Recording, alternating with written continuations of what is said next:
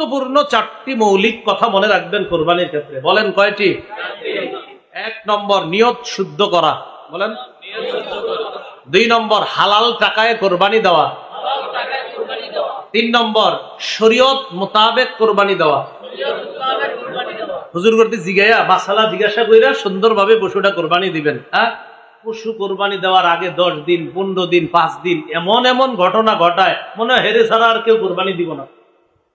পশুর এই করে সেই করে, অমক করে তমক করে। আরে ভাই, এগুলো কোথায়? পশু কোরবানি করতে হবে, এটা ইসলামী শরীয়ত মোতাবেক। আবার দেখবেন যিনি জবাই করে, হুজুর যদি জবাই করে একটু চাকুটা টাচ করার সাথে সাথে তো অনেক কসাই ভাইয়ারা থাকে মাশাআল্লাহ, ওনারাও খেদমত করে, ওনারা বলে হুজুর বাস বাস হয়েছে বাস বাস হয়েছে বললে ছেড়ে দিবেন না। যেই রগ কাটলে পশুর জান যায় ওটা পর্যন্ত ছুরিটা চালাবেন, ওটা নিশ্চিত যখন হবেন এরপর ছুরি ছাড়বেন। আর এইভাবে ডাইরেক্ট ছুরিটা এভাবে আপনি ভিতরে দিয়ে দিবেন না। অনেকে কি করে, প্রথমে চালানোর পর আরেকজন যিনি পাশে থাকে উনি এইভাবে মারে। এটা না, এটা করবেন না। বলেন, 3 নাম্বার কি মোতাবেক? 1 নাম্বার নিয়ত, 2 নাম্বার হালাল টাকা, 3 নাম্বার কোরবানি শরীয়ত, 4 নাম্বার বলেন রিয়া মুক্ত কোরবানি। বলেন, রিয়া বুঝলি মানুষকে দেখান যাব না। আচ্ছা, মানুষকে দেখি জবাই করবে, উদ্দেশ্য কি? অর্থাৎ আমার এই কোরবানি আল্লাহর জন্য। মানুষ দেখ, মানে মানুষ বড় বলবে, বাহবা বলবে 5 লাখ টাকা দিয়ে কোরবানি দিছে, এই উদ্দেশ্য না। বরং আমি 5 লাখ টাকা দিয়ে কিনছি আমার রবরে বেশি খুশি করতে, এটা উদ্দেশ্য। এটা হলে ঠিক আছে। কিন্তু আপনি যদি এটা হয় না, আমার রব আমারে দিছে যত বেশি টাকা, তাই বেশি টাকা দিয়ে পশুটা কিনছি, আল্লাহ আপনারই খুশি করার জন্য কিনছি, বাস এটা। কিন্তু আপনার এটা যেন না হয় 5 লাখ দিয়ে কিনছি, আমার ভাইয়েরটা 2.5 লাখ, এরকম হইলে শেষ। এরকম যেন উদ্দেশ্য না হয়। তাহলে 4টা কথা। 1 নাম্বার নিয়ত শুদ্ধ করা, 2 নাম্বার হালাল টাকায় কোরবানি দেওয়া, 3 নাম্বার শরীয়ত মোতাবেক, 4 নাম্বার মানুষকে দেখানোর জন্য না বরং আল্লাহরে খুশি করার জন্য কোরবানি। নিয়ত শুদ্ধ করা। সহিহ বুখারীর 1 নম্বর হাদিস, قال رسول الله صلى الله عليه وسلم انما الاعمال بالنيات। আমলের প্রতিদান নির্ভর করে নিয়তের উপর। বলেন, আমলের প্রতিদান নির্ভর করে কিসের উপর? আমি যে এখন কথা কইতেছি, এই যে আপনাদের সামনে, এটা কি কথা না কাজ? বলেন সবাই, আমি যে এখন কথা কইতেছি কথা না কাজ? একদল কয় কথা, আরেক দল কয় কাজ। আমি যে কথা বলতেছি কথাটা কাজ না, এটা মুখের কাজ। বলে, এটা কার কাজ? এজন্য ইন্নামাল আমালু বিন্নিয়াত অর্থ হলো ইন্নামা আমালুল জাওয়ারিহি তুসাবু বিন্নিয়াত। অঙ্গ প্রত্যঙ্গের আমলের প্রতিদান দেওয়া হবে নিয়তের উপর। অঙ্গ প্রত্যঙ্গের আমল, হাতের আমল, পায়ের আমল, মুখের আমল। মুখের আমল হলো সত্য কথা বলা, এটা ভালো আমল। মিথ্যা কথা বলা, এটা খারাপ আমল। সত্য বলা, এটা ইবাদত। মিথ্যা বলা, এটা গুনাহ। মিথ্যা বলা, তাহলে এই গুনাহটা করলো কে? মুখ।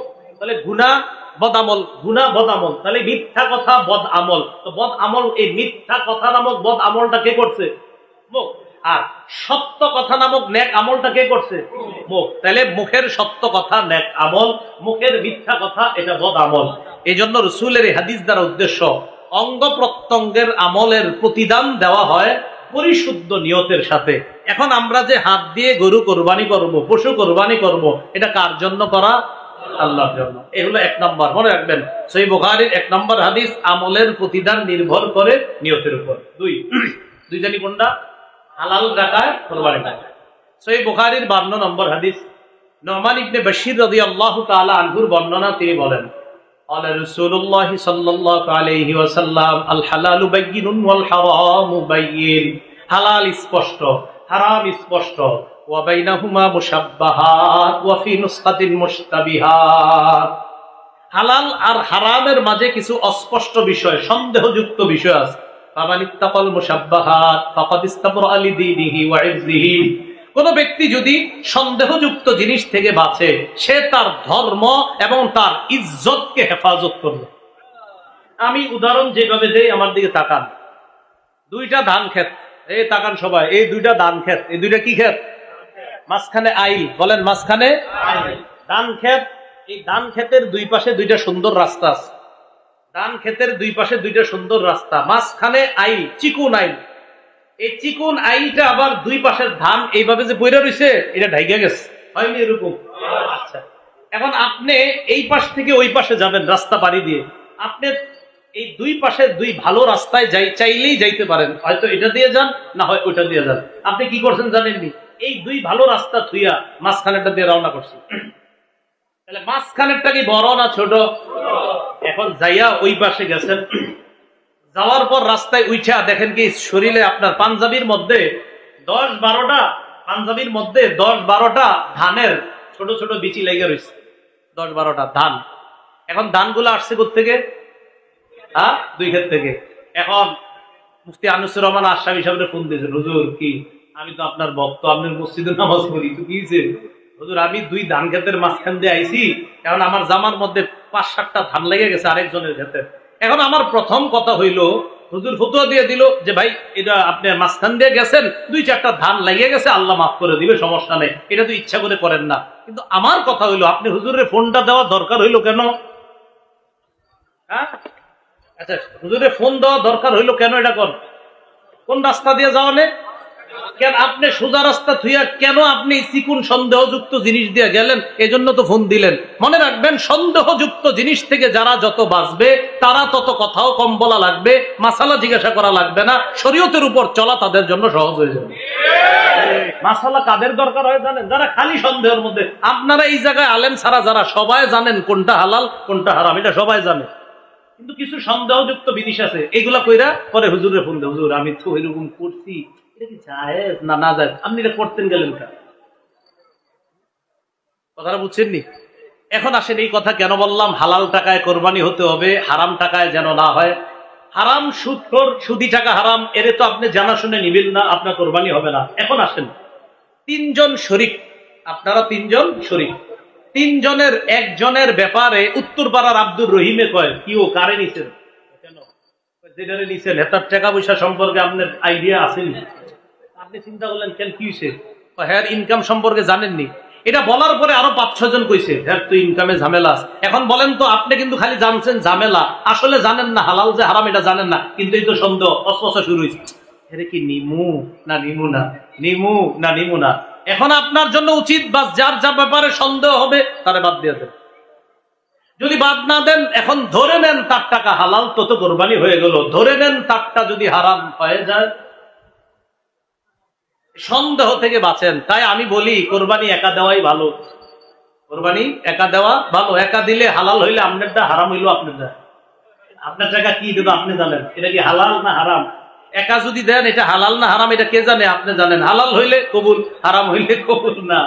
হ্যাঁ, শরিকানা যদি ভাইয়েরা দেন, আপন 3 ভাই 4 ভাই 5 ভাই, আপনারা তো জানেন যে আমরা এই 3 ভাই কি কি কামাই করি, ইনকাম করি। হ্যাঁ মাশাআল্লাহ, 3 ভাই 5 ভাই যদি এরকম দেন, জানেন যে সবার ইনকাম হালাল, সেক্ষেত্রে শরিকানা একসাথে যদি দেন, এটা সমস্যা না, এটা দেওয়া এটা বরং ভালো। আপনারা একই পরিবারের 5টা সন্তান, 5 জন 5 ঘরে থাকেন, এটা সমস্যা নাই। মূল কথা হলো, যখন নিশ্চিত জানবেন আমরা 5 জন কোরবানি দিচ্ছি, আমরা 2 জন দিচ্ছি, আমরা 3 জন, আমাদের 3 জনের কোরবানির এই টাকাটা পিওর টাকা যেন হয়, হালাল টাকা যেন হয়। কথাটা বুঝে আসছিনি সবার? তাহলে হালাল অবশ্যই যেন হয়, হারাম যেন না হয়। আরেকটা জানি কি যেন না হয়? সন্দেহযুক্ত। হারাম যেন না হয়, আরেকটা সন্দেহযুক্ত যেন না হয়।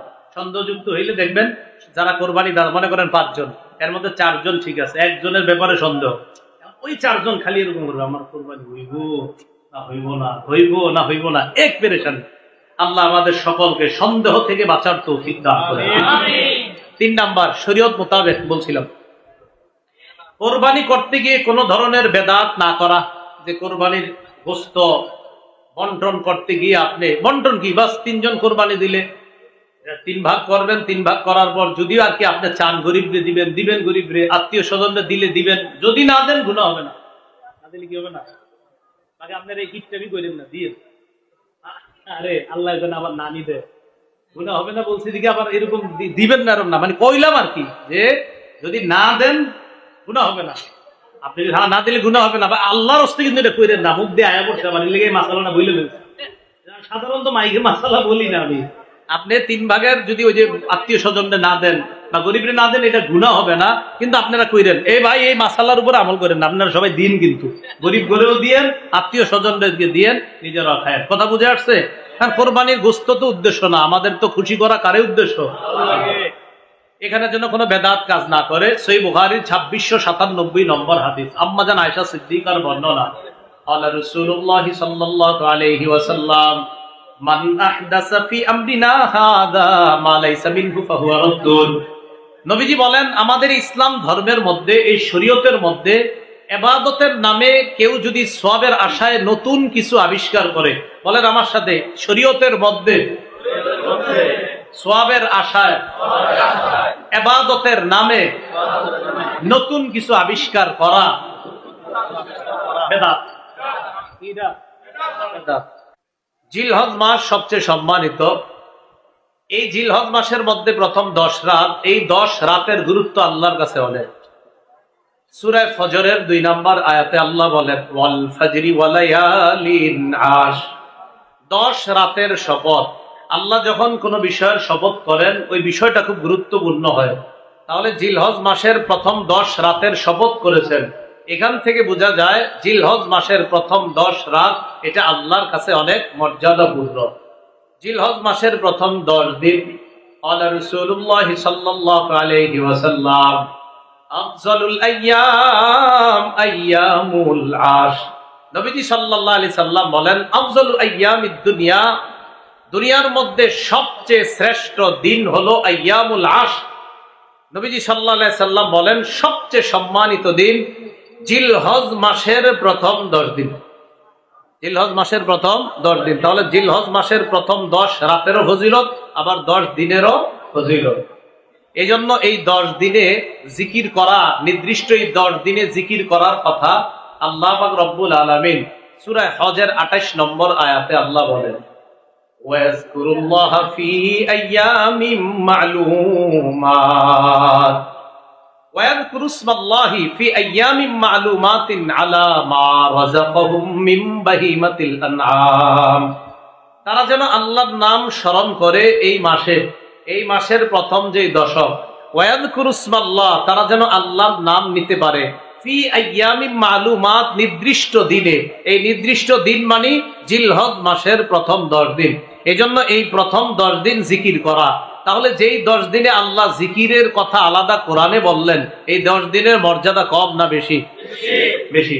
আল্লাহ আমাদেরকে আমলের মাধ্যমে কাটানোর তৌফিক দান করেন। তো এই জন্য রাসূলুল্লাহ সাল্লাল্লাহু আলাইহি সাল্লামের হাদিস দ্বারা বুঝলাম যে জিলহজ মাসের 10 দিন এটা আল্লাহর কাছে খুব প্রিয়। জিলহজ মাসের প্রথম যে 10 দিন, এই 10 দিনে আমরা কি আমল করব? আবু দাউদের বর্ণনা 2430 নম্বর হাদিস। এই হাদিসের মধ্যে আসছে, এটা বুখারীতে আসছে, বুখারী শরীফের 969 নম্বর হাদিস, তিরমিজি শরীফের 757 নম্বর হাদিস, আবু দাউদের 2438 নম্বর হাদিস।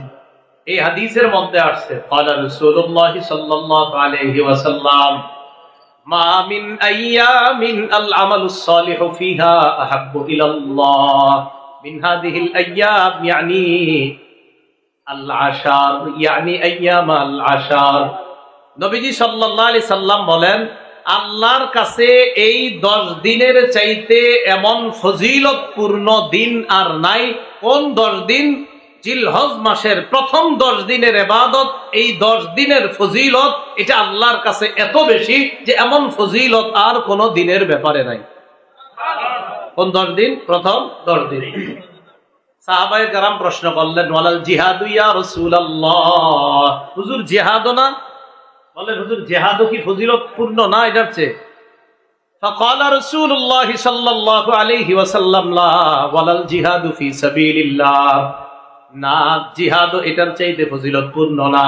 তবে ইল্লা রাজুলুন খারাজা ফি সাবিলিল্লাহ বিনাফসিহি ওয়া মালিহি ফালাম ইয়ারজি' মিন যালিকা বিশাই, তবে কোন ব্যক্তি জান মাল নিয়ে বের হইছে, কোটি কোটি টাকা নিয়ে বের হইছে জিহাদে, আর কিচ্ছু নিয়ে সে ফিরে আসতে পারে নাই, জান মাল নিয়ে বের হইছে, সব সেখানে খরচ হয়ে গেছে। নবী বলেন, হ্যাঁ, জিহাদ এটার চাইতে বেশি ফজিলতপূর্ণ না, তবে জিহাদের ময়দানে ওই মুজাহিদ, যেই মুজাহিদ ধন সম্পদ নিয়ে গেছে কিন্তু কিছু নিয়ে ফিরে আসতে পারে নাই, ওই মুজাহিদের জিহাদ আবার এই 10 দিনের ইবাদতের চেয়ে আরো ফজিলতপূর্ণ। জিহাদ এটার চেয়ে ফজিলতপূর্ণ না, নবী বললেন, তবে ওই মুজাহিদের জিহাদ, যে জান মাল নিয়ে বের হয়েছে, কিছু নিয়ে ফিরে আসতে পারে নাই, তার জিহাদ আবার এটার চেয়ে আরো ফজিলতপূর্ণ। তাহলে কি বুঝলাম? জিলহজ মাসের প্রথম 10 দিন আমল করা, নেক আমল করা, এটা অনেক ফজিলতপূর্ণ। জিলহজ মাসের প্রথম 10 দিন বলেন আমার সাথে, লা ইলাহা ইল্লাল্লাহ পড়েন তো। আল্লাহু আকবার, আলহামদুলিল্লাহ। মুসনাদে আহমদের বর্ণনা 5446 নম্বর হাদিস। قال رسول الله صلى الله عليه وسلم اكثروا فيهن من التهليل والتكبير والتحميد। নবীজি বলেন, জিলহজ মাসের এই 10 দিন তোমরা বেশি বেশি লা ইলাহা ইল্লাল্লাহ পাঠ করবা, আল্লাহু আকবার বলবা, আর আলহামদুলিল্লাহ এগুলা বেশি বেশি পড়বা। তাহলে জিলহজ মাসের প্রথম 10 দিন আমরা হাঁটতেছি, বসতেছি, লা ইলাহা ইল্লাল্লাহ পড়া, আল্লাহু আকবার পড়া, আলহামদুলিল্লাহ পড়া। আল্লাহ আমল করার তৌফিক দান করেন।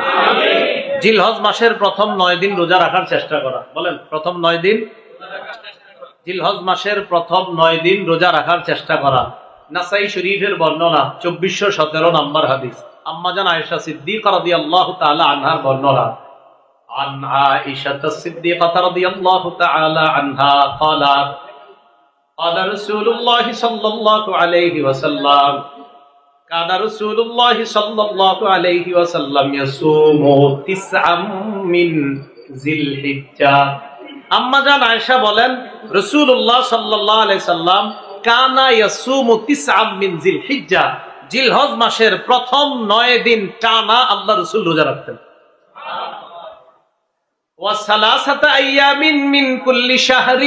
আর প্রত্যেক মাসে 3টা রোজা রাখতেন। প্রত্যেক মাসে কয়টা রোজা রাখতেন?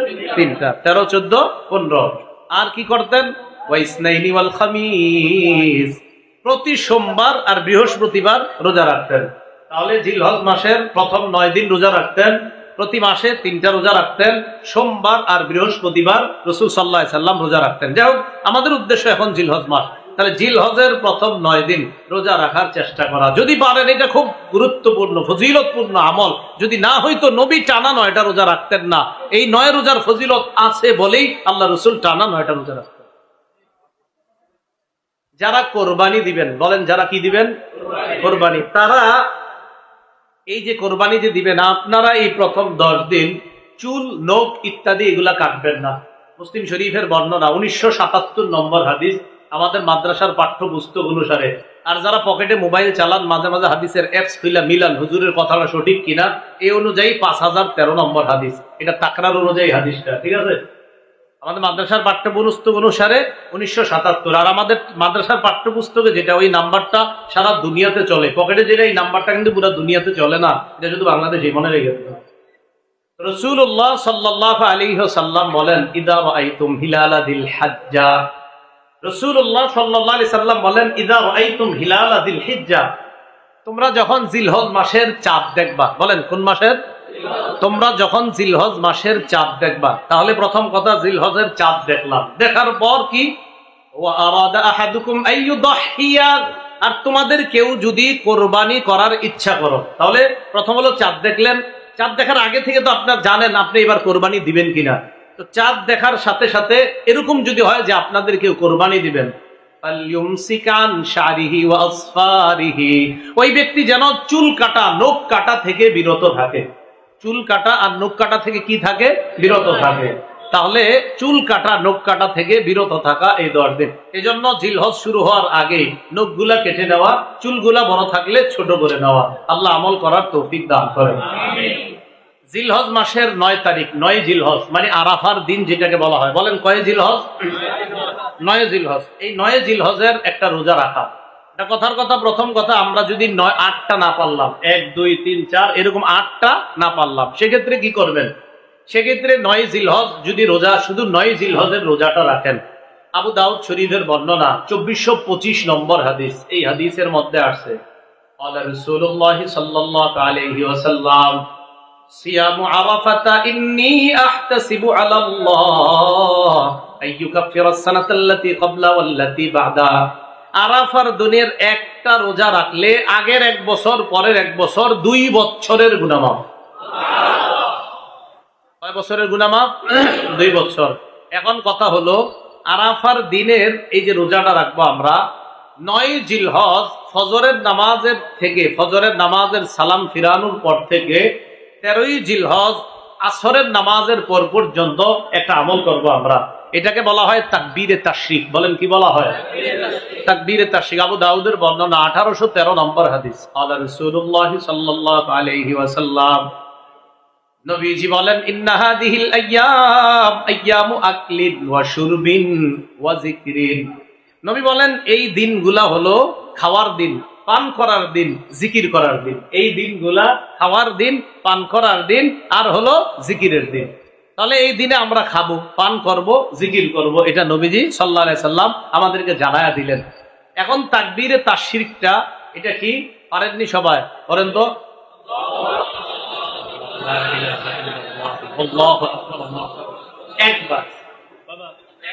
একবার পুরুষরা একবার মোটামুটি আওয়াজে মসজিদে, নারীরা একদম হালকা আওয়াজে একবার। একবার মনে থাকবিনি?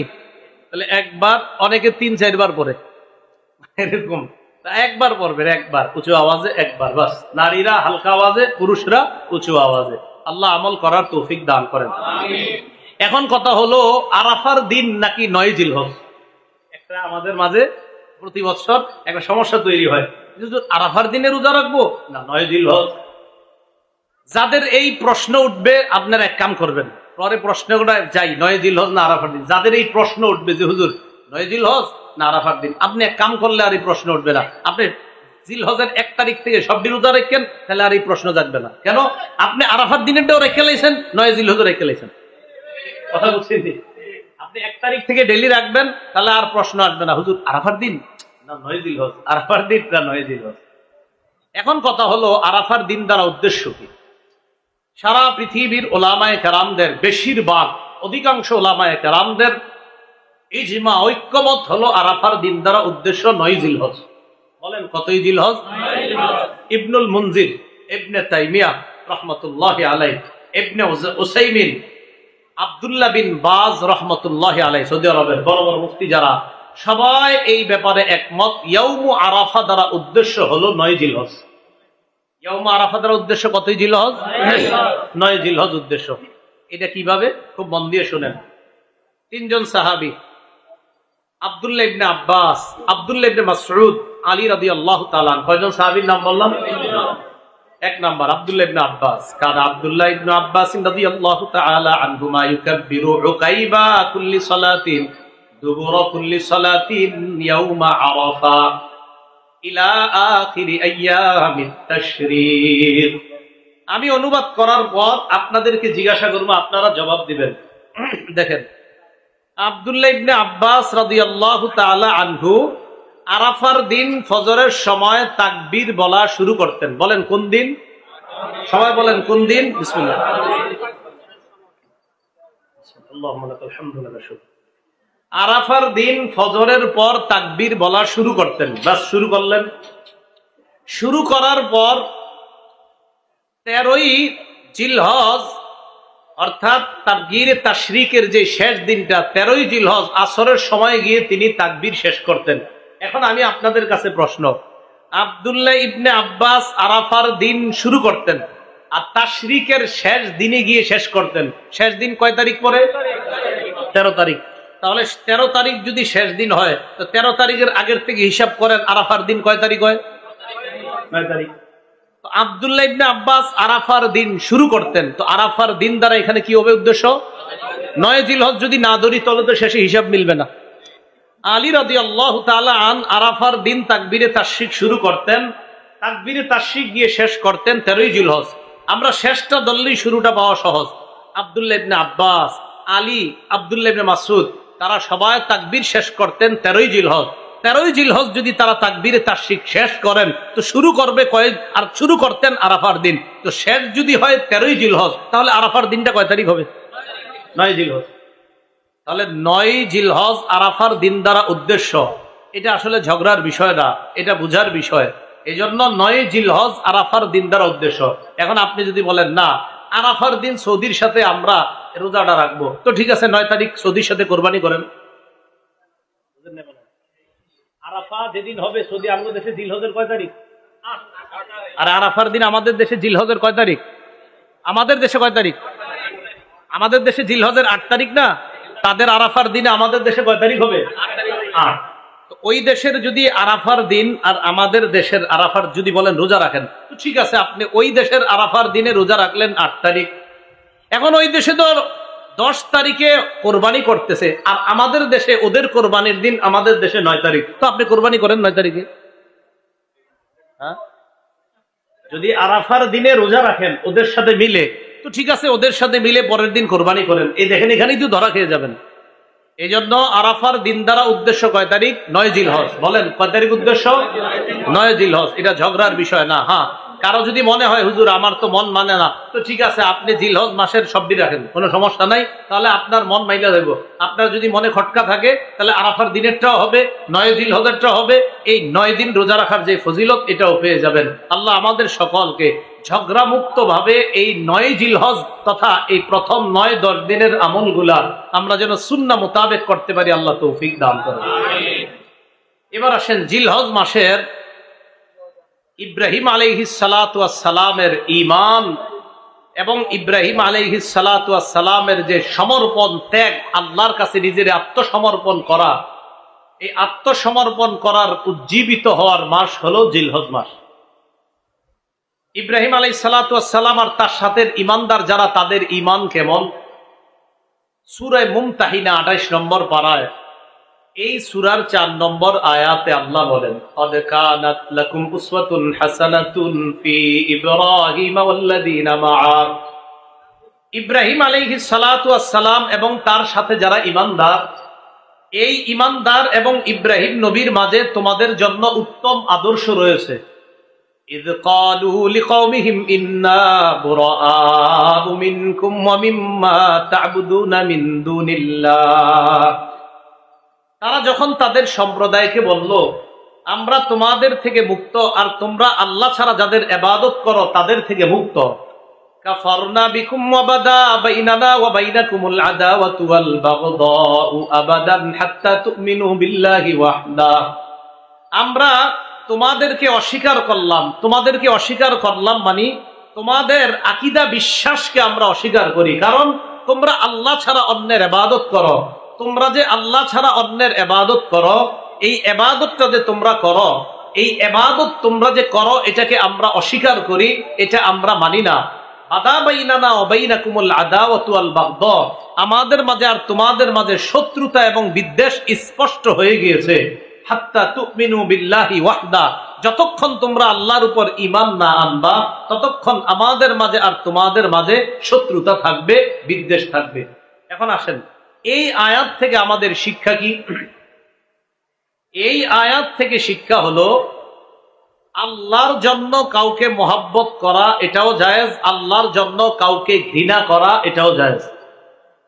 না হয় ইব্রাহিম নবীর সাথে ঈমানদাররা বলতেছে, আমরা তোমাদেরকে প্রত্যাখ্যান করি, কারণ তোমাদের বিশ্বাস ঠিক নাই, তোমাদের মাঝে আর আমাদের মাঝে শত্রুতা চিরকাল থাকবে যতক্ষণ ঈমান না আনবা।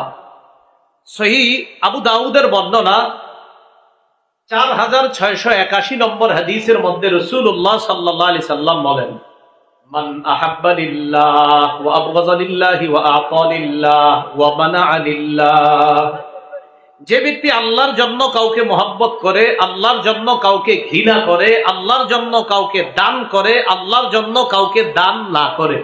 আবার বলছি, যে ব্যক্তি আল্লাহর জন্য কাউকে মহব্বত করে, আল্লাহর জন্য কাউকে ঘৃণা করে, আল্লাহর জন্য কাউকে দান করে, আল্লাহর জন্য কাউকে দান না করে, ফাকাদ ইসতাকমালাল ঈমান, ওই ব্যক্তি ঈমান পরিপূর্ণ করলো। তাহলে ঈমান পরিপূর্ণ কোন ব্যক্তির? যে ব্যক্তি আল্লাহর জন্য কাউকে মহব্বত করে, আল্লাহর জন্য কাউকে ঘৃণা করে, আল্লাহর জন্য কাউকে দান করে, আল্লাহর জন্য কাউকে দান না করে। আপনাদের কাছে আইসা একদল দান চাইলো, গানের অনুষ্ঠান করবে, এখানে দান না করাটা কারে খুশি করার জন্য? আপনাদের কাছে কেউ আসলো, আইসা বলল 3 জন এতিমকে সহযোগিতা করব, দান চাইলো, এখানে দান করবেন কারে খুশি করার জন্য? তাহলে এখানে দিলেন আল্লাহরে খুশি করার জন্য, আবার দিলেন না আল্লাহরে খুশি করার জন্য। নবী বলেন এটাই পরিপূর্ণ ঈমানের আলামত। এবার আসেন, ইব্রাহিম আলাইহিস সালাতু ওয়াস সালাম এই জিলহজ মাসে আল্লাহর কাছে নিজের আত্মসমর্পণ করে এমন এক দৃষ্টান্ত দুনিয়ার মধ্যে কায়েম করেছেন যে পিতা হয়ে আপন সন্তানকে জবাই করার জন্য গেছেন। সূরা আস-সাফফাত, এই সূরার 102 থেকে 107 নম্বর আয়াত। এর আগে আরেকটা আয়াত আমরা জানি, সূরা বাকারার 131 নম্বর আয়াতে আল্লাহ বলেন, ইয ক্বালা লাহু রাব্বুহু আসলিম। আল্লাহ যখন ইব্রাহিম নবীকে বললেন আপনি আত্মসমর্পণ করেন, ক্বালা আসলামতু লিরাব্বিল আলামিন, আমি বিশ্বজগতের রব আল্লাহর কাছে আত্মসমর্পণ করলাম। ইব্রাহিম নবী আল্লাহর কাছে আত্মসমর্পণ করলেন। ইব্রাহিম নবী বললেন আমি রবের কাছে আত্মসমর্পণ করলাম। এখন দেখেন ইব্রাহিম নবী আত্মসমর্পণ করার একটা দৃষ্টান্ত। কি দৃষ্টান্ত? সূরা আস-সাফফাত 102 থেকে 107 নম্বর আয়াতে আল্লাহ বলেন, ফালাম্মা বালাগা মা'হুস সা'য়া, ইব্রাহিম নবী যখন তার সন্তান ইসমাইল নবীকে নিয়ে বের হলেন একদিন, তো ফালাম্মা বালাগা মা'হুস সা'য়া, ইসমাইল নবী যখন কাজ করার বয়সে পৌঁছলেন, ছোট মানুষ তো বড় হইতে হইতে কাজ করতে পারে এমন বয়সে পৌঁছছে, ইব্রাহিম নবী সন্তানরে বাহিরে নিয়ে গেছে, চলো কাজ আছে। ক্বালা ইয়া বুনাইয়া ইন্নী আরা ফিল মানামি আন্নী আযবাহুকা ফানজুর মাযা তারা। ইব্রাহিম নবী সন্তানকে বললেন আমি স্বপ্নে দেখলাম আমি তোমারে জবাই করতেছি, তুমি বলো তোমার কি অভিমত, তুমি চিন্তা করে আমাকে জানাও। ফানজুর, চিন্তা করো, মাজা তারা, তোমার কি সিদ্ধান্ত। প্রশ্ন, ইব্রাহিম নবী সন্তানের কাছে কি চাইছে? সিদ্ধান্ত। বলেন কি চাইছে? এখন ইসমাইল নবী যদি বলতেন আব্বা আমারে জবাই করেন না, কি করেন না, আপনাকে বললাম ভাই আপনি কি যাবেন না যাবেন না, কয়টা অপশন আছে, আপনি যাইতেও পারেন নাও যাইতে পারেন। সন্তানরে বলতেছে আমি স্বপ্নে দেখলাম তোমারে জবাই করি, তোমার কি সিদ্ধান্ত বলো। এখন সন্তানের দুইটা অপশন, আব্বা জবাই করেন, আব্বা জবাই করেন না, এটাই তো। এখন প্রশ্ন হলো ইব্রাহিম নবী এই প্রশ্ন সন্তানরে কেন করলেন? হুকুম কার? আল্লাহর হুকুম পালন করতে গিয়ে প্রশ্ন কিসের? আবার হুকুম পালন করেন, কথাটা বুঝছেননি আপনারা? আল্লাহর হুকুম পালন করতে গিয়ে সন্তানকে প্রশ্ন করার কি দরকার? প্রশ্ন ছাড়াই তো জবাই করতে পারতেন, কারণ হুকুমটা কার? এখন মুফাসসিরিনে কেরাম সুন্দর কথা লেখছে যে ইব্রাহিম নবী সন্তান ইসমাইলকে প্রশ্ন করার উদ্দেশ্য এই না যে সন্তান যদি না বলে জবাই করবে না, আর হা বললে জবাই করবে, এটা না। হা বললেও জবাই করবে, না বললেও জবাই করবে, কারণ হুকুম তো আল্লাহর। নবী ইব্রাহিম শুধু সন্তানকে পরীক্ষা করতে চাইলেন, দেখি আল্লাহর হুকুম পালন করার ক্ষেত্রে আমার সন্তান ইসমাইলের আগ্রহটা কেমন। না আর হা অপশনের কথা না, হা বলুক জবাই করবে, না বলুক জবাই করবে, চাইলেন আমার সন্তান দেখি কি বলে। ইসমাইল নবী জবাব দিয়ে দিলেন,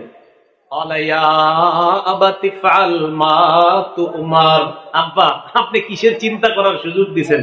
চিন্তার দরকার নাই, আল্লাহ যা বলছে তাড়াতাড়ি পালন করেন, এখনই বাস্তবায়ন করেন। সাতাজিদুনি ইনশাআল্লাহু মিনাস সাবিরিন। আব্বা আপনি আমারে ধৈর্যশীলদের অন্তর্ভুক্ত পাবেন, আল্লাহ চাহেন তো আমি দৌড়ায়া পালিয়ে যাব না, আপনি আমাকে ধৈর্যশীল পাবেন। আব্বা আপনি আল্লাহর হুকুম পালন করেন। এখন আল্লাহ কি বলছে দেখেন, ফালাম্মা আসলামা, তারা দুইজন যখন আত্মসমর্পণ করলেন। একটু বুঝেন এই জায়গায় কোরআন সূরা বাকারার 131 নম্বর আয়াতে আল্লাহ বললেন, ইদ ক্বালা লাহু রাব্বুহু আসলিম। ইব্রাহিম নবীর রব যখন তাকে বললেন, ও ইব্রাহিম আলাইহিস সালাম আপনি আমার কাছে আত্মসমর্পণ করেন, নবী ইব্রাহিম বললেন আমি আত্মসমর্পণ করলাম। সূরা আস-সাফফাতে আল্লাহ বলে, ফালাম্মা আসলামা, বাবা এবং ছেলে দুইজন যখন আত্মসমর্পণ করলেন। আগে বলছে শুধু বাবার কথা, এখানে বলছে কার কথা? বাবা এবং সন্তান। কেন? ওই যে বাপ সন্তানকে পরীক্ষা করে নিছে, বাবা তুমি চিন্তা করে দেখো, আমি স্বপ্নে দেখছি তোমারে জবাই করি, তুমি বলো কি করব? সন্তান কয় ইফআল মা তুমার। আব্বা আল্লাহ যা বলছে এটা পালন করেন। এখন আল্লাহই কোরআনের মধ্যে সিদ্ধান্ত দিয়ে দিলেন, ফালাম্মা আসলামা, বাবা এবং ছেলে দুটোই আমার কাছে আত্মসমর্পণ করছে। ওয়াতাল্লাকু লিল জাবিন, এবার ছুরি চালাইছে সন্তানের গলায়। একটু চিন্তা করেন তো, আপন বাপ আপন ছেলে, এরকম না যে সব, ছেলের গলায় ছুরি চালাইছে। আল্লাহ ডাক দিলেন, ওয়ানাদাইনাহু আইয়া ইব্রাহিম ক্বাদ সাদ্দাকতার রুইয়া। আমি ইব্রাহিমকে ডাক দিলাম, ডাক দিয়ে বললাম আপনি সত্য, আপনি যে স্বপ্ন দেখেছেন এই স্বপ্ন আপনি সত্যে পরিণত করলেন। আপনি স্বপ্নে দেখছেন সন্তান জবাই করেন, এই যে স্বপ্নটা এটা আপনি সত্যায়ন করেছেন। এখন একটু বুঝেন এই জায়গায় স্বপ্ন দেখাইছে কে? এখন স্বপ্ন দেখার পরে নবীদের স্বপ্ন ওহি। ইব্রাহিম নবী ছুরি চালাইতেছে কার হুকুমে? ইব্রাহিম নবীরে আল্লাহ বলতেছে আপনি যে স্বপ্ন দেখছেন এই স্বপ্নটা সত্যে বাস্তবায়ন করছেন। দেখেন, বান্দা একজন নবী তার স্বপ্নকে বাস্তবায়ন করেছেন, এই ঘোষণা এই সিদ্ধান্ত আল্লাহ জানায় দিয়েছেন। আপনি স্বপ্ন যেটা দেখছেন এটা বাস কার্যকরী হয়ে গেছে। ইন্না কাযালিকা নাজজিল মুহসিনিন। আল্লাহ বলেন এইভাবে আমি ভালো মানুষদেরকে পরীক্ষা করি। মনে রাখবেন, আল্লাহ কোরবানি চান, কোরবানি নেন না। আল্লাহ কোরবানি চায়, বান্দা তুমি এটা করো করো করো। আপনি চেষ্টা করতে করতে করতে করতে শেষ স্টেজে পৌঁছে গেছেন, আল্লাহর সাহায্য শুরু হয়ে যাবে। এজন্য আল্লাহ বলে একটু কোরবানি দাও দাও, করো করো করো। এই আপনি করতেছেন, বাস সাহায্য শুরু হয়ে যাবে। এজন্য আল্লাহ কিছু কোরবানি চান, এরপরে আল্লাহ দেখবেন ফাইনাল স্টেজে আইসা আপনার উপর এমন পরিমাণ সাহায্য শুরু করেন, এটাকে বলা হয় আল্লাহ নুসরত। এজন্য আল্লাহ বান্দার থেকে কোরবানি চান, কিন্তু পরিপূর্ণ কোরবানি আল্লাহ বান্দার থেকে নেন না। শুধু দেখে আমার বান্দা চেষ্টা করে কিনা, আমার বান্দা আমার হুকুম পালনে সচেষ্ট হয় কিনা, এটা আল্লাহ দেখেন। পরিপূর্ণতাটা আল্লাহ দান করে দেন। এরপরে আল্লাহ বলেন ইন্না হাযা লাহুয়াল বালাউল মুবিন। এটা স্পষ্ট পরীক্ষা। ওয়াফাদাইনাহু বিযিবহিন আযীম। আমি ইসমাইলের পরিবর্তে বড় একটা প্রাণী দিয়ে কোরবানির ব্যবস্থা করে দিলাম। তখন থেকে মানুষ না, প্রাণী দিয়ে কোরবানির প্রচলন আল্লাহ পাক রব্বুল আলামিন ইব্রাহিম নবীর সুন্নত হিসাবে কিয়ামত পর্যন্ত মুসলমানদের জন্য এই সুন্নতটা আল্লাহ চালু করে দিলেন। সাহাবারা নবীজির জিজ্ঞাসা করলেন, মা হাদিহিল আযাহি ইয়া রাসূলুল্লাহ, হুজুর এই যে কোরবানি করি আমরা, এগুলা কি? আলা সুন্নাতু আবিকুম ইব্রাহিম আলাইহিস সালাতু ওয়াস সালাম। এটা তোমাদের আব্বা ইব্রাহিম নবীর সুন্নত। সুবহানাল্লাহ। একটু বুঝছেন না আপনারা? তাহলে জিলহজ মাসে ইব্রাহিম নবী আল্লাহর কাছে নিজের আত্মসমর্পণ করলেন। তো জিলহজ মাস এটা আমাদেরকে মনে করায় দেয়, শোনো এই মাসটা আত্মসমর্পণ তো সব সময় করবা, বাকি এই মাস আসলে তোমাদেরকে আমি আল্লাহ মনে করায় দিই। কেন? এই মাসে একটা পরীক্ষা নিছি ইব্রাহিম নবীর কাছে। ইব্রাহিম নবী আর তার সন্তান পরীক্ষার ক্ষেত্রে দুজন আমার কাছে পরিপূর্ণভাবে আত্মসমর্পণ করে পরীক্ষায় পরিপূর্ণ সফলতা অর্জন করছে। জিলহজ মাস আসলে আরেকটা জিনিস মনে হয় আমগো, বলেন আমার সাথে সবাই বলেন, বলেন আমার সব কিছু আল্লাহর জন্য। এটা সব সময়ের কথা, বলেন সবাই। এটা জিলহজ মাস আসলে বলেন এটা বেশি মনে পড়ে যায়। কেন মনে পড়ে? খুব মন দিয়ে বুঝবেন যে জিলহজ মাসে এটা মনে পড়ে বেশি কেন। এবছর ইনশাল্লাহ কোরবানির নিয়ত কাদের কাদের? এবছর মাশাআল্লাহ আপনারা কোরবানি যে করে আপনিও করতে পারেন, অথবা কোনো আলেম জবাই করতে পারে। সূরা আনআমের 162-163 নম্বর আয়াতটা নবীজির দোয়া হিসাবে আমাদেরকে শিখিয়ে দিয়েছে যে যিনি কোরবানি করবে তিনি দোয়া করবে, ইন্না সালাতি ওয়া নুসুকি ওয়া মাহইয়ায়া ওয়া মামাতি লিল্লাহি রাব্বিল আলামিন লা শারীকা লাহু ওয়া বিযালিকা উমিরতু ওয়া আনা মিনাল মুসলিমিন। কোরআনে আছে আউয়ালুল মুসলিমিন, হাদিসে দোয়াটা ওয়া আনা মিনাল মুসলিমিন। আচ্ছা, আল্লাহ পাক রব্বুল আলামিন পবিত্র কোরআনে যেটা বললেন সেটা হলো, কুল নবী আপনি বলেন ইন্না সালাতি আমার নামাজ, বলেন আমার নামাজ, ওয়া নুসুকি আমার কুরবানি, বলেন আমার কুরবানি। তাহলে আমার নামাজ আমার কুরবানি, ওয়া মাহইয়ায়া আমার জীবন, ওয়া মামাতি আমার মরণ, বিল্লাহি রাব্বিল আলামিন বিশ্ব জগতের রব আল্লাহর জন্য। মহব্বতের সাথে সবাই বলেন তো, আমার নামাজ কার জন্য? আল্লাহর জন্য। আমার হজ কোরবানি ইবাদত সব কার জন্য? আল্লাহর জন্য। আমার জীবন কার? আল্লাহ। আমার মৃত্যু কার? আল্লাহ। তাহলে সব আল্লাহর। এই কথাটার জিলহজে বেশি মনে পড়ে কেন?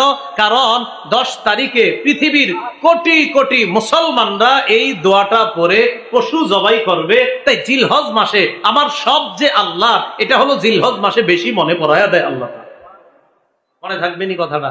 আচ্ছা, জিলহজ মাসে আরেকটা বিষয় আল্লাহ মনে করে আমাদেরকে কি, যে বান্দা টাকা পয়সা খরচ করে আমার ঘরে আসে, যাওয়ার পর কয় কিছু বিধান আছে কি, কয় আরাফায় গিয়ে অবস্থান করতে হবে। কয় অবস্থান মানে কি? কয় অবস্থান বাস অবস্থান।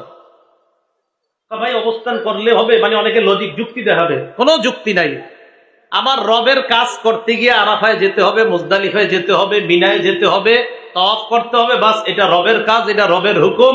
টাকা পয়সা খরচ করে মুসলমান যায়, যায়া বুঝায় আমার মাথায় ধরুক আর না ধরুক, আমার রব বলছে তাই সামর্থ্য দিছে আমি এখানে আসছি। ওই যে অনেকে মাঝে মাঝে দেখবেন এগুলো নিয়ে বলে এত টাকা পয়সা খরচ করে কি দরকার বলে। মুসলমানরা আমরা, আমাদেরকে যদি আল্লাহ তৌফিক দেয় আমরা সবাই হজ করব। আমরা কোনো প্রশ্ন তুলবো না যে এটা কেন ওটা কেন, না আমার রব বলছে তাই যাবো। কয় প্লেন দিয়া তুমি কাবার সামনে দাঁড়ায় রইলা, আরাফায় গিয়ে অবস্থান করলা, মুজদালিফায় একটু রাত কাটাইলা, মিনায় গেলা, একটা পশু জবাই করলা, লাখ লাখ টাকা খরচ করে হজ হয়ে গেল তোমার। আমরা বলবো হ্যাঁ আমার রব বলছে, লাখ লাখ টাকা খরচ এটা আমাদের বিষয় না, আমরা রবের কথায় রবের হুকুম পালন করতে পারছি, এটা আমাদের মুসলমানদের গর্বের বিষয়। কথা বুঝে আসে নাই সবার?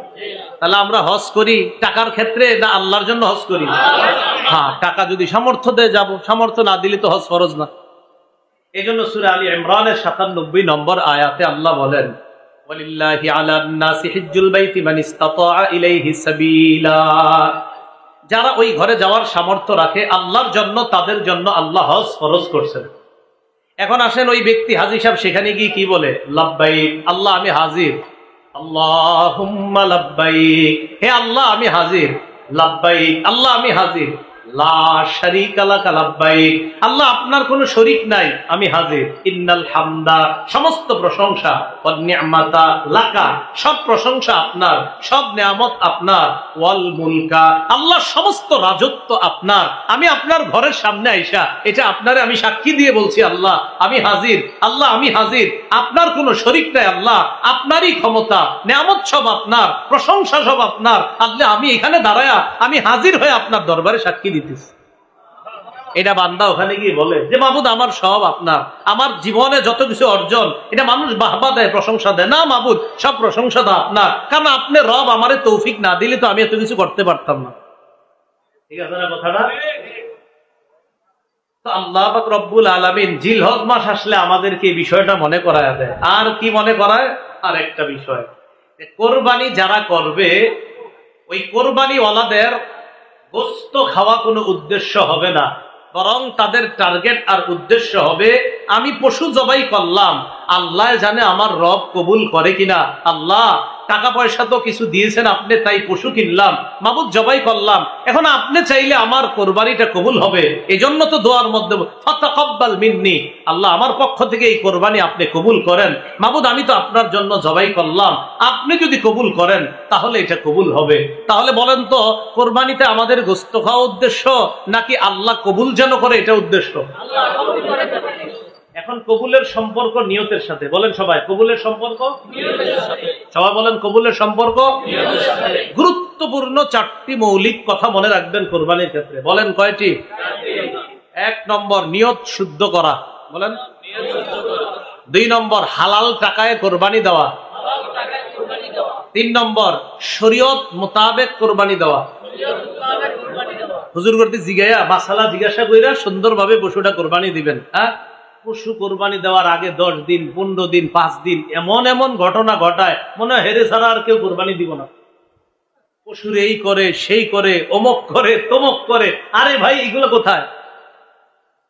পশু কোরবানি করতে হবে এটা ইসলামী শরীয়ত মোতাবেক। আবার দেখবেন যিনি জবাই করে, হুজুর যদি জবাই করে একটু চাকুটা টাচ করার সাথে সাথে তো অনেক কসাই ভাইয়ারা থাকে মাশাআল্লাহ, ওনারাও খেদমত করে, ওনারা বলে হুজুর বাস বাস হয়েছে, বাস বাস হয়েছে বললে ছেড়ে দিবেন না, যেই রগ কাটলে পশুর জান যায় ওটা পর্যন্ত ছুরিটা চালাবেন, ওটা নিশ্চিত যখন হবেন এরপর ছুরি ছাড়বেন। আর এইভাবে ডাইরেক্ট ছুরিটা এভাবে আপনি ভিতরে দিয়ে দিবেন না। অনেকে কি করে প্রথমে চালানোর পর আরেকজন যিনি পাশে থাকে উনি এইভাবে মারে, এটা না, এটা করবেন না। বলেন 3 নাম্বার কি মোতাবেক? 1 নাম্বার নিয়ত, 2 নাম্বার হালাল টাকা, 3 নাম্বার কোরবানি শরীয়ত, 4 নাম্বার বলেন রিয়া মুক্ত কোরবানি। বলেন মানুষকে দেখান দেব না, আচ্ছা মানুষকে দেখি জবাই করলে উদ্দেশ্য কি? অর্থাৎ আমার এই কোরবানি আল্লাহর জন্য। মানুষ মানে মানুষ বড় বলবে, বাহবা বলবে 5 লাখ টাকা দিয়ে কোরবানি দিছে, এই উদ্দেশ্য না, বরং আমি 5 লাখ টাকা দিয়ে কিনছি আমার রবরে বেশি খুশি করতে, এটা উদ্দেশ্য। এটা হলো ঠিক আছে। কিন্তু আপনি যদি এটা হয় না, আমার রব আমারে দিছে যত বেশি টাকা, তাই বেশি টাকা দিয়ে পশুটা কিনছি, আল্লাহ আপনারই খুশি করার জন্য কিনছি, বাস এটা। কিন্তু আপনার এটা যেন না হয় 5 লাখ দিয়ে কিনছি, আমার ভাইয়েরটা 2.5 লাখ, এরকম হইলে শেষ। এরকম যেন উদ্দেশ্য না হয়। তাহলে 4টা কথা: 1 নাম্বার নিয়ত শুদ্ধ করা, 2 নাম্বার হালাল টাকায় কোরবানি দেওয়া, 3 নাম্বার শরীয়ত মোতাবেক, 4 নাম্বার মানুষকে দেখানোর জন্য না, বরং আল্লাহরে খুশি করার জন্য কোরবানি। নিয়ত শুদ্ধ করা। সহিহ বুখারীর 1 নম্বর হাদিস, আল্লাহ রাসূলুল্লাহ সাল্লাল্লাহু আলাইহি ওয়াসাল্লাম, ইন্নামাল আ'মালু বিন্নিয়াত। আমলের প্রতিদান নির্ভর করে নিয়তের উপর। বলেন, আমলের প্রতিদান নির্ভর করে কিসের উপর? আমি যে এখন কথা কইতেছি, এই যে আপনাদের সামনে, এটা কি কথা না কাজ? বলেন সবাই, আমি যে এখন কথা কইতেছি, কথা না কাজ? একদল কয় কথা, আর একদল কয় কাজ। আমি যে কথা বলতেছি, কথাটা কাজ না, এটা মুখের কাজ। বলে, এটা কার কাজ? এজন্য ইন্নামাল আমালু বিন্নিয়াত অর্থ হলো ইন্নামা আমালুল জাওয়ারিহি তুসাবু বিন্নিয়াত। অঙ্গ প্রত্যঙ্গের আমলের প্রতিদান দেওয়া হবে নিয়তের উপর। অঙ্গ প্রত্যঙ্গের আমল, হাতের আমল, পায়ের আমল, মুখের আমল। মুখের আমল হলো সত্য কথা বলা, এটা ভালো আমল। মিথ্যা কথা বলা, এটা খারাপ আমল। সত্য বলা, এটা ইবাদত। মিথ্যা বলা, এটা গুনাহ। মিথ্যা বলা, তাহলে এই গুনাহটা করলো কে? মুখ। তাহলে গুনাহ বদ আমল, গুনাহ বদ আমল। তাহলে মিথ্যা কথা বদ আমল। তো বদ আমল, এই মিথ্যা কথা নামক বদ আমলটা কে করছে? মুখ। আর সত্য কথা নামক নেক আমলটা কে করছে? মুখ। তাহলে মুখের সত্য কথা নেক আমল, মুখের মিথ্যা কথা এটা বদ আমল। এই জন্য রাসূলের এই হাদিস দ্বারা উদ্দেশ্য, অঙ্গ প্রত্যঙ্গের আমলের প্রতিদান দেওয়া হয় পরিশুদ্ধ নিয়তের সাথে। এখন আমরা যে হাত দিয়ে গরু কোরবানি করব, পশু কোরবানি করব, এটা কার জন্য করা? আল্লাহর জন্য। এই হলো 1 নম্বর, মনে রাখবেন। সহিহ বুখারীর 1 নম্বর হাদিস, আমলের প্রতিদান নির্ভর করে নিয়তের উপর। 2 জানি কোনটা? হালাল টাকায় কোরবানি করা।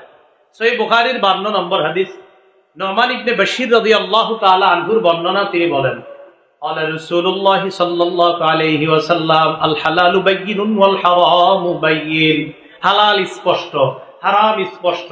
ওয়া বাইনাহুমা মুশাব্বাহাত ওয়া ফি নুসখাতিন মুশতাবিহাত। হালাল আর হারামের মাঝে কিছু অস্পষ্ট বিষয়, সন্দেহযুক্ত বিষয় আছে।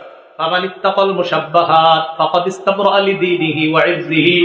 কোন ব্যক্তি যদি সন্দেহযুক্ত জিনিস থেকে বাঁচে, সে তার ধর্ম এবং তার ইজ্জতকে হেফাজত করবে। আমি উদাহরণ যেভাবে দেই, আমার দিকে তাকান। 2টা ধান ক্ষেত, এই তাকান সবাই, এই 2টা ধান ক্ষেত। এই 2টা কি ক্ষেত?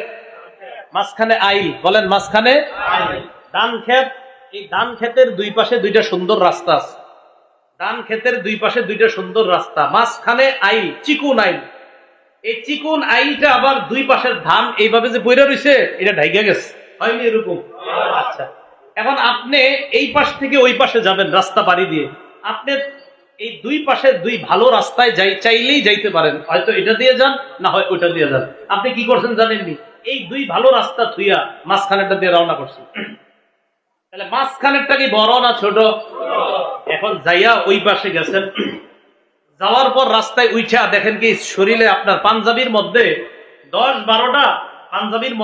10-12টা ধানের ছোট ছোট বিচি লেগে রয়েছে। 10-12টা ধান। এখন ধানগুলো আসছে কোত্থেকে? 2 ক্ষেত থেকে। এখন মুফতি আনিসুর রহমান আশরাফি সাহেবের ফোন দিয়েছেন, হুজুর কি আমি তো আপনার ভক্ত, আপনার মসজিদে নামাজ পড়ি, তো কি হয়েছে? হুজুর, আমি 2 ধান ক্ষেতের মাঝখান দিয়ে আইছি, এখন আমার জামার মধ্যে 5-7টা ধান লেগে গেছে আরেকজনের ক্ষেতে। এখন আমার প্রথম কথা হইল, হুজুর ফতোয়া দিয়ে দিল যে ভাই এটা আপনি মাঝখান দিয়ে গেছেন, 2-4টা ধান লেগে গেছে, আল্লাহ মাফ করে দিবে, সমস্যা নেই, এটা তো ইচ্ছা করে করেন না। কিন্তু আমার কথা হইলো, আপনি হুজুরের ফোনটা দেওয়া দরকার হইলো কেন? আচ্ছা, হুজুরের ফোন দেওয়া দরকার হইলো কেন? এটা কোন রাস্তা দিয়ে যাওয়া নেই কেন? আপনি সোজা রাস্তা থুইয়া কেন আপনি চিকুন সন্দেহযুক্ত জিনিস দিয়ে গেলেন? এজন্য তো ফোন দিলেন। মনে রাখবেন, সন্দেহযুক্ত জিনিস থেকে যারা যত বাঁচবে, তারা তত কথাও কম বলা লাগবে, মাসালা জিজ্ঞাসা করা লাগবে না, শরীয়তের উপর চলা তাদের জন্য সহজ হয়ে যাবে। মাসালা কাদের দরকার হয় জানেন? যারা খালি সন্দেহের মধ্যে। আপনারা এই জায়গায় আলেম ছাড়া যারা, সবাই জানেন কোনটা হালাল কোনটা হারাম, এটা সবাই জানে, কিন্তু কিছু সন্দেহযুক্ত বিদিশ আছে, এগুলা কইরা পরে হুজুরে ফোন দেয়, হুজুর আমি তো এরকম করছি, এটা কি জায়েজ না না জায়েজ, আপনি এটা করতেন গেলেন কা? কথাটা বুঝছেননি? এখন আসেন এই কথা কেন বললাম, হালাল টাকায় কোরবানি হতে হবে, হারাম টাকায় যেন না হয়। হারাম সুদখোর, সুদি টাকা হারাম, এরে তো আপনি জানা শুনে নিবেন না, আপনার কোরবানি হবে না। এখন আসেন, তিনজন শরিক, আপনারা তিনজন শরিক, তিনজনের একজনের ব্যাপারে উত্তরপাড়ার আব্দুর রহিমে কয়, কি ও কারে নিছেন? কেন? যেটারে নিছেন হেতার টাকা পয়সা সম্পর্কে আপনার আইডিয়া আসেনি? আপনি চিন্তা করলেন কেন, কি হয়েছে? হ্যাঁ, ইনকাম সম্পর্কে জানেননি। এটা বলার পরে আরো 5-6 জন কইছে, হ্যাঁ তুই ইনকামে ঝামেলা। এখন বলেন তো, আপনি কিন্তু খালি জানছেন ঝামেলা, আসলে জানেন না হালাল যে হারাম এটা জানেন না, কিন্তু এই তো সন্দেহ অস্পষ্ট শুরু হয়েছে, এর কি নিমু না নিমু না, নিমু না নিমু না। এখন আপনার জন্য উচিত, বাস যার যার ব্যাপারে সন্দেহ হবে তারে বাদ দিয়ে দেন। যদি বাদ না দেন, এখন ধরে নেন তার টাকা হালাল, তো কোরবানি হয়ে গেল। ধরে নেন তারটা যদি হারাম হয়ে যায়, সন্দেহ থেকে বাঁচেন। তাই আমি বলি কোরবানি একা দেওয়াই ভালো, কোরবানি একা দেওয়া ভালো। একা দিলে হালাল হইলে আপনারটা, হারাম হইলো আপনারটা।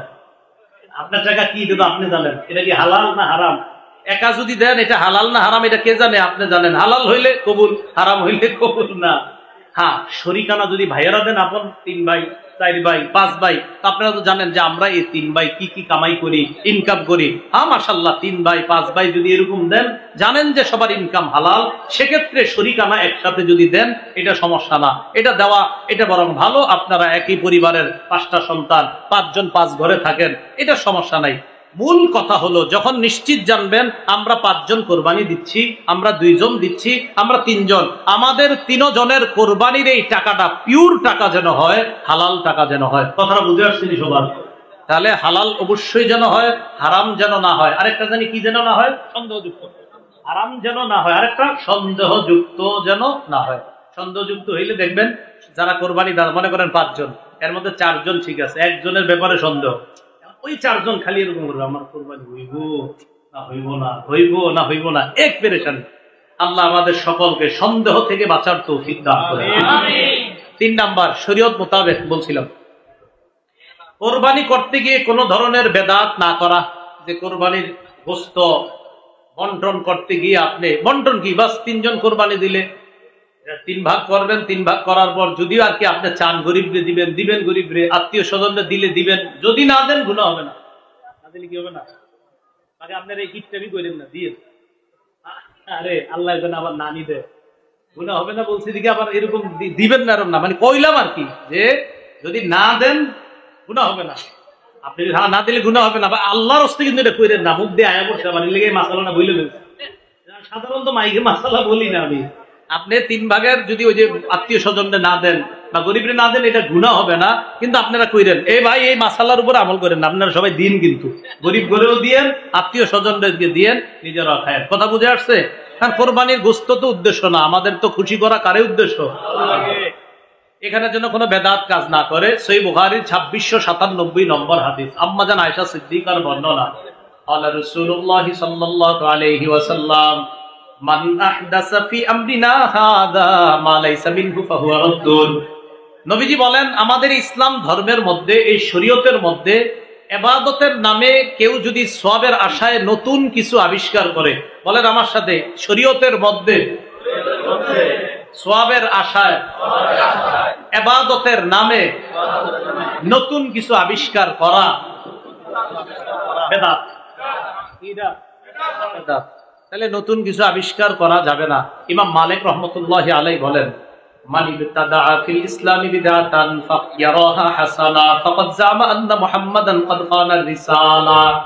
কোন ব্যক্তি যদি ইসলামের মধ্যে নতুন কোন বেদাত চালু করে আর এটারে যদি উত্তম মনে করে, সে কেমন যেন এই দাবি করলো যে মুহাম্মদ সাল্লাল্লাহু আলাইহি সাল্লাম নবুয়তের দায়িত্ব পালনে ত্রুটি করে গিয়েছে।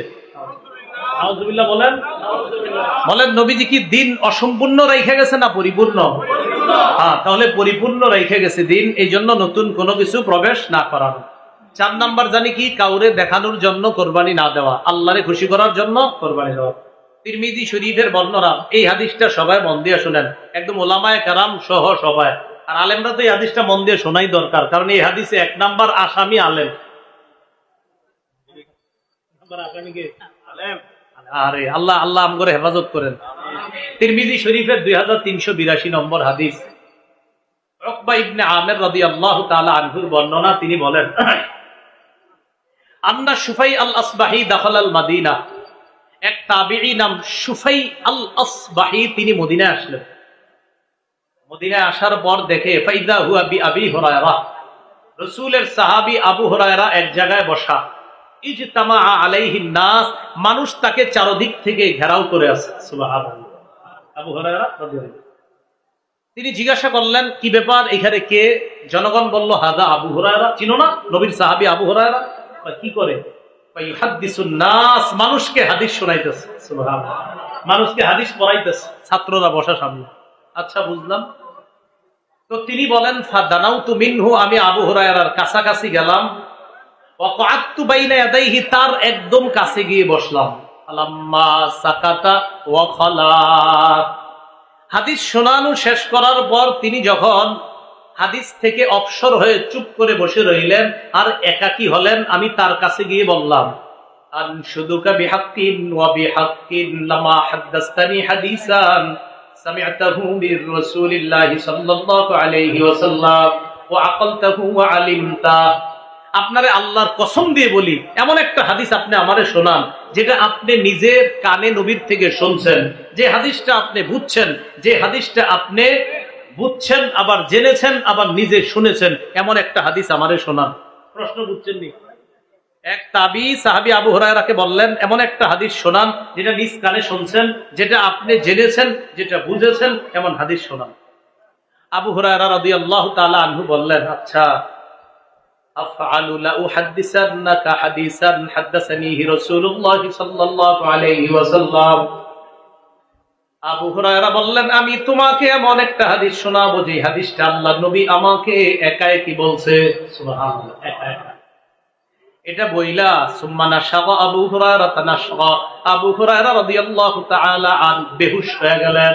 হাদিস বলছেন না, বলে নাই, খালি কইছে গোমু, কইয়া বেহুশ হয়ে গেছে।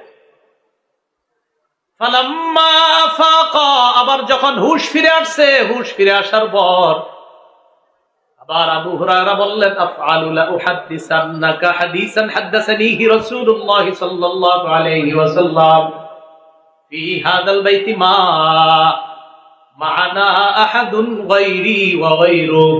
আমি তোমাকে এমন একটা হাদিস শোনাবো যে হাদিসটা আল্লাহর নবী এই ঘরের মধ্যে বসে আমাকে বলছে, আমি আর নবী ছাড়া এই ঘরের মধ্যে কেউ ছিল না। এমন একটা হাদিস তোমারে শোনাবো। এটা বইলা সুম্মা নাশাগা আবু হুরায়রা নাশগাতান উখরা, আবার বেহুশ হয়ে গেল। আলেম ছাড়া অন্যরা বলেন হাদিস বলছেনি, দুইবার বেহুশ হয়েছে। ফালাম্মা আফাকা, আবার যখন হুশ ফিরে আসছে আবার বললেন, লা উহাদ্দিসান্নাকা হাদিসা, আমি তোমাকে এমন একটা হাদিস শোনাবো হাদাসানিহি রাসূলুল্লাহ সাল্লাল্লাহু আলাইহি ওয়াসাল্লাম ফি হাদাল বাইত আনা ওয়া হুয়া ফি হাদাল বাইতি মা মা'ানা আহাদুন গায়রি ওয়া গায়রু। আল্লাহর নবী এমন একটা হাদিস তোমাকে শোনাবো যে হাদিসটা এই ঘরের মধ্যে, এই জায়গার মধ্যে বৈশা বলছে, আমি আর নবী ছাড়া কেউ ছিল না। সুম্মা নাশাগা আবু হুরায়রা নাশগা, আবার আবু হুরায়রা বেহুশ হয়ে গেছে। হাদিস বলতেছে না, মুখ দিয়ে আসতেছে না, আগে বেহুশ হয়ে যাইতেছে। ফালাম্মা আফাকা, আবার হুশ ফিরে আসছে। হুশ ফিরে আসার পর বলতেছে, লা উহাদ্দিসান্নাকা হাদিসান হাদাসানিহি রাসূলুল্লাহ সাল্লাল্লাহু আলাইহি ওয়াসাল্লাম, আমি তোমারে একটা হাদিস শোনাবো যে হাদিসটা নবী এই ঘরে, এই জায়গায় আমারে একাই কি বলছে, আর কেউ ছিল না। এটা বইলা আবার বেহুশ, চারবার বেহুশ। এক হাদিস কইতে গিয়া, এটা কি হাদিস যেটা বলতে গিয়া বর্ণনাকারী সাহাবী চারবার বেহুশ হচ্ছে? এটা কেমন হাদিস? তো যিনি সামনে বসা শুফাই আল আসবাহি, তিনি চিন্তিত হয়ে যাচ্ছেন, ঘটনা কি, এরকম করে গেল। ফালাম্মা আফাকা, আবার যখন হুশ ফিরে আসছে আবার বললেন, আমি তোমার এই হাদিস শোনাবো। এই কথা বলার পর ফামাররা খারান আলা ওয়াজহিহি, আমালা খাররান আলা ওয়াজহিহি। আবু হুরায়রা এই চেহারার দিকে আবার এইভাবে পড়ে যাবে, আপনার এইভাবে পড়ে যাবে।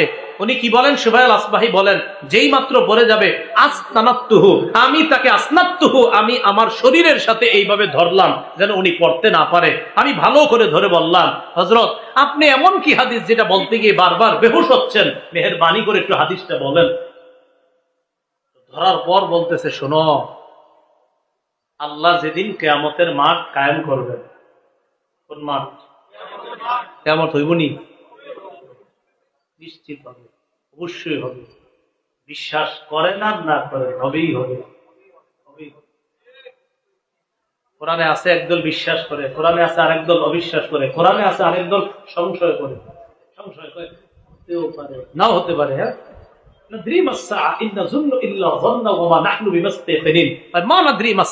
আমরা জানি না কিয়ামত কি, ইন্না যুন্নু ইল্লা যন্না। হ্যাঁ হ্যাঁ, কিছু অনুমান করি। অনুমান। আমারে অনেকে কয়, হুজুর আখিরাতে যে আযাব হবে, কিয়ামত হবে, কবরে আযাব হবে, বিষয়টা কেমন? তো আমি যখন দেখি না, আরে বুঝানো যাবে না, আমি মইরা দেন, মরলে আপনি একদম আর প্রশ্ন করা লাগবে না। সহিহ বুখারীর 1338 নম্বর, একদল মানুষ কবরের আযাবকে অস্বীকার করে, জানেন এটা? হাদিস অস্বীকারী একদল কবরের আযাবকে অস্বীকার করে, তো তাদেরকে বোঝানোই যায় না কবরের আযাব যে সত্য। বুখারীর বর্ণনা 1338 নম্বর হাদিসে আল্লাহ রাসূল স্পষ্ট বলছেন, আযাবুল কবরি হাক্কুন, কবরের আযাব সত্য। বুখারীর বর্ণনা, নবী দুই কবরের পার দিয়ে যাইতেছে, নবী বললেন, ইন্নাহুমা ইউআযাবান, এই দুইজনকে কবরে আযাব দেওয়া হচ্ছে, এই দুইজনকে কবরে আযাব দেওয়া হচ্ছে। তো নবী কেমনে বলতেছে আযাব দেওয়া হচ্ছে? এটা কি পরে হবে না চলতেছে আযাব? কবরের আযাব সত্য নেই। তো আপনাদের কারোর মধ্যে যদি এরকম হয় যে কেউ বুঝাইতে না পারেন, খালি আপনারে পেঁচায়, তখন কি করবেন? আপনি বলবেন, ভাই মর, সব বুঝাই, মরলে সব বুঝে এসেছে। আল্লাহ বুঝার তৌফিক দান করেন। মনে আসেনি কোন জায়গায় আছি? কোন জায়গায়? কিয়ামত কায়েম করছে আল্লাহ, শুরু করছে হাদিস পাওয়া। কিয়ামত কায়েম করার পর আল্লাহ এবার বিচার শুরু করবে। বিচার ব্যবস্থায় যে তিনজন দিয়ে শুরু করবে,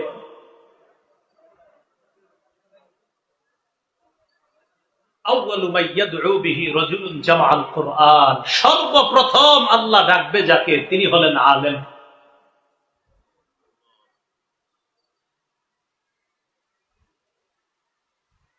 কোরআন ওয়ালাকে ডাকবে, কোরআনের ধারক বাহক আলেমকে ডাকবে। সুম্মা যুল মাল বা সাহিবুল মাল, সম্পদওয়ালা। সুম্মা রাজুলুন কুতিলা ফি সাবিলিল্লাহ, এরপর মুজাহিদ। আলেমকে আল্লাহ বলবেন, আলাম উআল্লিমকা মা আনজালতু আলা রাসূলি, আমি আমার নবীর উপর যা নাযিল করছি তা কি তোমারে শিখাই নাই?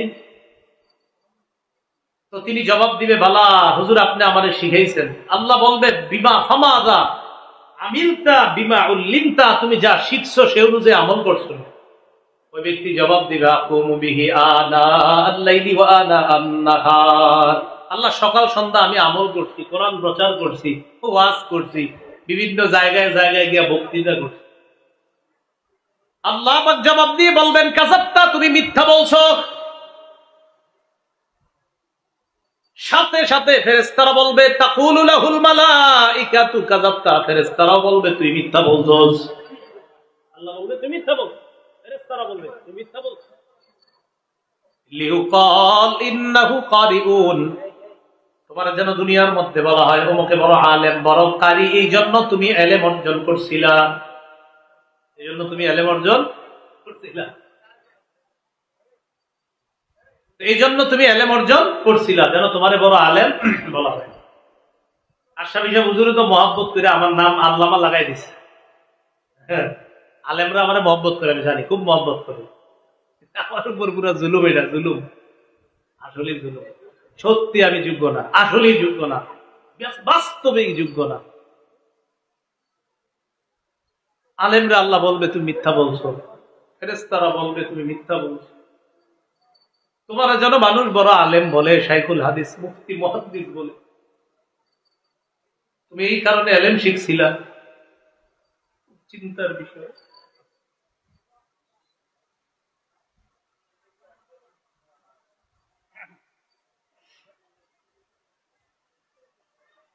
তুমি এই জন্য এলেম শিখছো, সহিবা বিহি আলা ওয়াজহিহি ফিন্নার, মাথাটা নিচে দিবে, পা উপরে দিকে ধাক্কায় জাহান্নামে দেবে।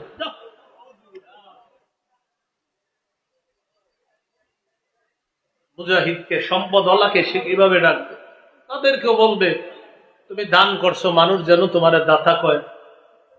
মুজাহিদকে বলবে তুমি জিহাদ করছো, মানুষ যেন তোমার বীর বাহাদুর কয়। এগুলারে জাহান্নামে ফেলে দিবে। আবু হুরায়রা রাদিয়াল্লাহু, তিনি আলেম ছিলেন, তো তিনি বলেন উলাইকা সালাসাতুল্লাতী তুসআরু বিহিমুন নার, এই তিনজনকে দিয়ে আল্লাহ জাহান্নামের আগুনটা, প্রজ্বলিত ভয়ঙ্কর আগুনটা যে আল্লাহ জ্বালাবে, এই তিনজনকে দিয়া এই জ্বালানোটা আরো ভয়ঙ্কর হবে। এটা বলতে গিয়ে উনি 4 বার বেহুশ হয়েছে, কারণ উনি নিজেই তো আলেম, বলতে পারতেছিলেন না, বারবার বেহুশ হয়ে গেছে। আল্লাহ আমাদেরকে হেফাজত করেন, আল্লাহ হেফাজত করেন। বলেন কোরবানি কার জন্য দিব? কাউরে দেখানোর জন্য না, আল্লাহর জন্য কোরবানি। 4টা কথা মনে থাকবে নি? নিয়ত শুদ্ধ করা, হালাল টাকায় কোরবানি দেওয়া, 3 নাম্বার শরীয়ত মোতাবেক কোরবানি দেওয়া, কোনো বেদাত যেন না ঢোকে। 4 নাম্বার রিয়া মুক্ত কোরবানি, কাউরে দেখানোর জন্য না। আল্লাহ আমাদের সকলকে জিলহজ মাস এবং কোরবানির ব্যাপারে যে কথাগুলো বলা হলো, আমি সহ সকলকে আমল করার তৌফিক দান করেন। আমিন। ওয়া আখিরু দাওয়ানা আলহামদুলিল্লাহ।